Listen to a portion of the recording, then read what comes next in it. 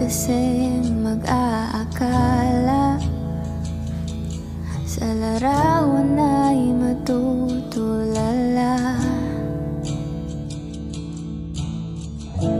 Sa likod ng tanawin, tila may tumatawag sa'kin.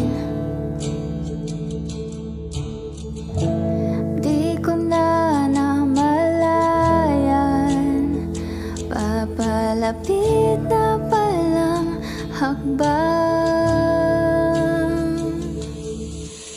Di ko maiwasang pagmasdan ng iyong larawan.